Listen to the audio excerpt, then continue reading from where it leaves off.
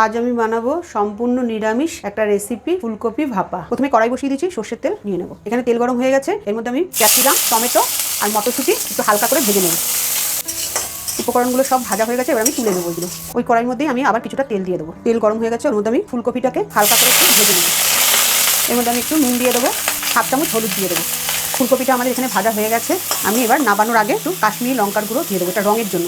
এবার আমি টিফিন বক্সে এই সবজিগুলো ভেজে রেখেছি, এগুলো নিয়েছি। এবার ভাজা ফুলকপিটাও আমি এর মধ্যে দিয়ে দেবো। আমি আগে থেকে এর মধ্যে আমি সর্ষে, সাদা সর্ষে 1.5 চামচ আর 2 চামচ পোস্ত, 3-4টে কাঁচা লঙ্কা আর টক দই দিয়ে আমি মিক্সিতে পেস্ট করে নিয়েছিলাম, সেটাকেও এর মধ্যে দিয়ে দেবো। এর মধ্যে আমি পরিমাণ মতো নুন দেবো, অল্প একটু হলুদ দেবো, বেশি না। 1 চামচ, ছোট চামচের 1 চামচ ভাজা জিরের গুঁড়ো, একটু চিনি দিয়ে দেবো। মিক্সি ধোয়া জলটাও আমি এর মধ্যে দিয়ে দেবো।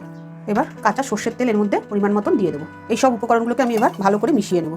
এখানে আমাদের মাখানো হয়ে গেছে। এবার আমি চেরা কাঁচা লঙ্কা আমি এর মধ্যে কটা দিয়ে দেবো। কড়াইতে আমি কিছুটা পরিমাণে জল দিয়ে দিচ্ছি, জলটা গরম হয়ে গেছে। এবার আমি এই টিফিন বক্সটাকে বসিয়ে দেবো, এর মধ্যে দিয়ে আমি ঢাকা দিয়ে দেবো। এটাকে আমি লো ফ্লেমে রেখে দেবো 5-10 মিনিটের জন্য। এখানে আমাদের 10 মিনিট হয়ে গেছে। এবার আমি ঢাকাটা খুলে দেবো। এবার আমি গ্যাসের ফ্লেমটাকে বন্ধ করে দেবো, করে দিয়ে আমি ঠান্ডা করে তোমাদের আমি খুলে দেখাবো।